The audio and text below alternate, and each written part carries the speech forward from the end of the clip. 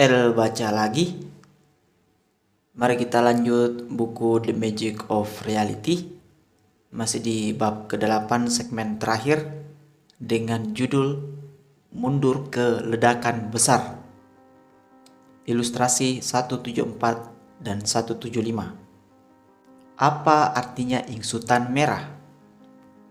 Untungnya, para ilmuwan memahami dengan baik. Ingsutan merah adalah contoh sesuatu yang disebut ingsutan Doppler atau Doppler shift.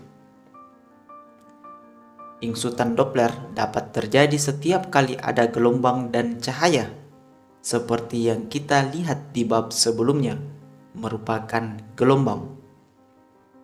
Ingsutan Doppler seringkali disebut efek Doppler dan lebih akrab dengan kita dalam bentuk gelombang bunyi.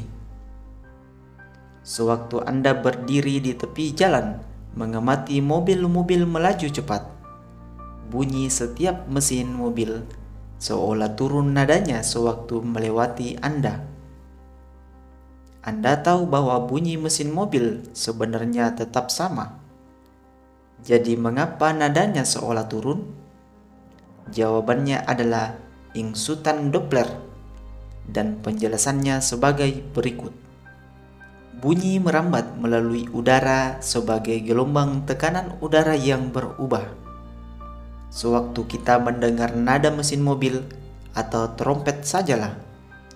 Soalnya bunyinya lebih enak daripada mesin gelombang bunyi merambat melalui udara ke segala arah dari sumber bunyi. Telinga kita kebetulan terletak di salah satu arah itu, menangkap perubahan tekanan udara yang disebabkan oleh trompet, dan otak kita mendengar perubahan itu sebagai bunyi. Jangan bayangkan molekul-molekul udara mengalir dari trompet sampai ke telinga Anda. Bukan seperti itu. Kalau yang begitu namanya angin, dan angin merambat ke satu arah saja, sedangkan gelombang bunyi merambat keluar ke segala arah bagaikan gelombang di permukaan kolam sewaktu kita menjatuhkan kerikil di dalamnya. Gelombang paling mudah dimengerti adalah yang disebut Mexican wave. Ilustrasinya ada di samping, yaitu orang-orang di stadion olahraga besar berdiri dan kemudian duduk lagi berurutan. Masing-masing melakukannya segera setelah orang-orang di sampingnya melakukan. Gelombang berdiri lalu duduk bergerak cepat mengelilingi stadion. Sebenarnya tidak ada yang berpindah dari tempat duduk mereka. Hanya gelombang sajalah yang merambat. Bahkan gelombang itu merambat jauh lebih cepat daripada kemampuan orang berlari. Yang merambat di kolam adalah gelombang perubahan permukaan air. Yang menjadikannya gelombang adalah molekul-molekul air sendiri tidak melejit ke arah luar menjauhi kerikil. Molekul-molekul air hanya naik dan turun seperti orang-orang di stadion. Sebenarnya tidak ada yang betul-betul merambat ke arah luar menjauhi kerikil. Hanya terlihat seperti itu karena titik tinggi dan titik rendah air bergerak ke arah luar. Gelombang bunyi agak berbeda. Yang merambat dalam kasus bunyi adalah gelombang perubahan tekanan udara. Molekul-molekul udara bergoyang-goyang sedikit, maju mundur, menjauhi trompet atau apapun sumber bunyinya, lalu kembali lagi.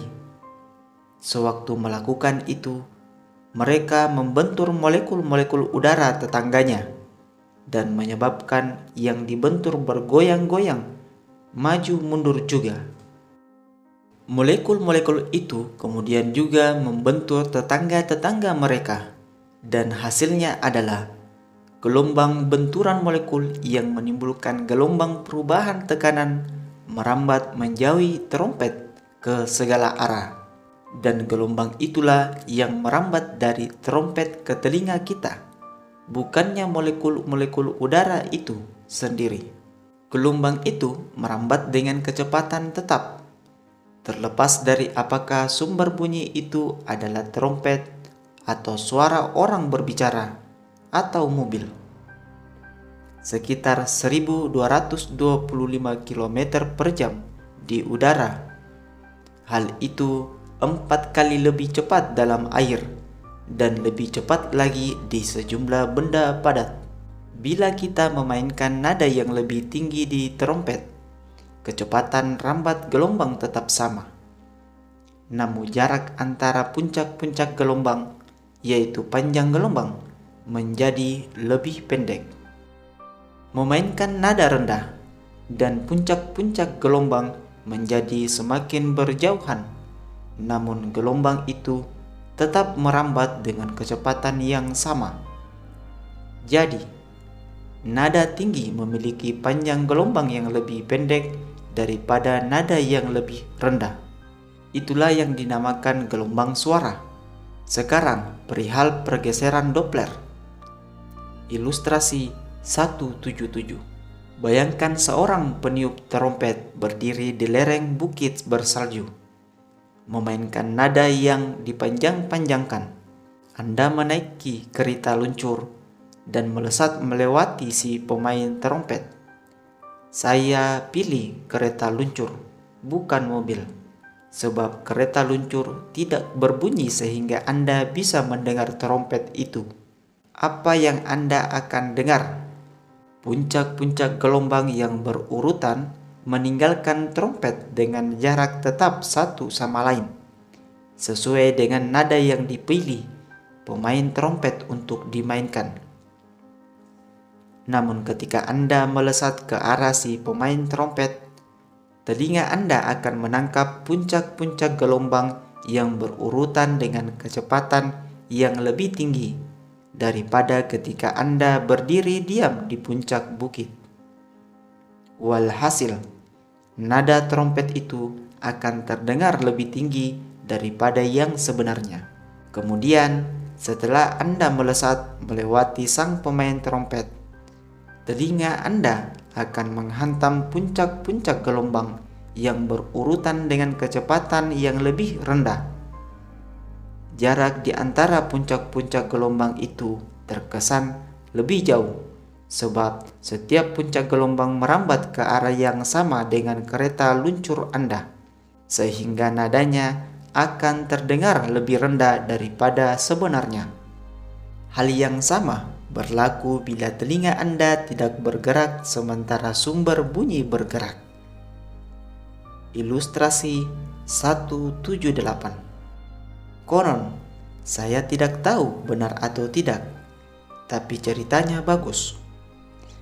Christian Doppler, sang ilmuwan Austria yang menemukan efek ini, menyewa sekelompok pemain alat tiup untuk bermain di gerbong kereta terbuka guna menunjukkan ingsutan Doppler. Lagu yang dimainkan band itu mendadak merosot ke kunci yang lebih rendah sewaktu kereta melewati hadirin yang terkagum-kagum. Gelombang cahaya beda lagi, tidak mirip Mexican Wave dan tidak mirip gelombang bunyi. Namun gelombang bunyi memiliki efek Doppler versinya sendiri. Ingatlah bahwa ujung merah spektrum memiliki panjang gelombang yang lebih besar daripada ujung biru dengan hijau di tengah-tengah. Anggaplah semua pemain band Christian Doppler mengenakan seragam kuning.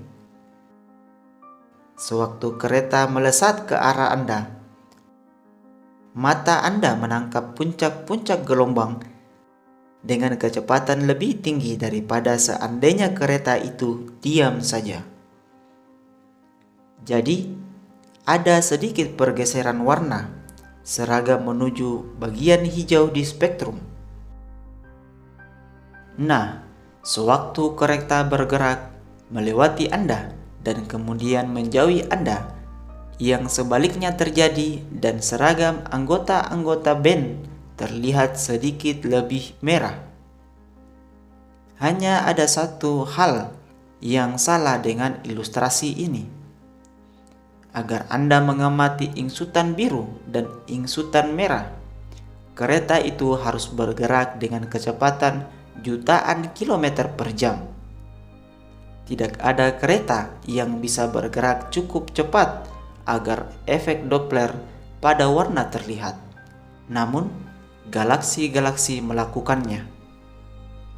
Pergeseran spektrum ke arah ujung merah yang bisa Anda lihat dengan jelas pada sisi garis-garis kode batang natrium di gambar halaman 172 menunjukkan bahwa galaksi-galaksi yang sangat jauh bergerak menjauhi kita dengan kecepatan ratusan juta kilometer per jam.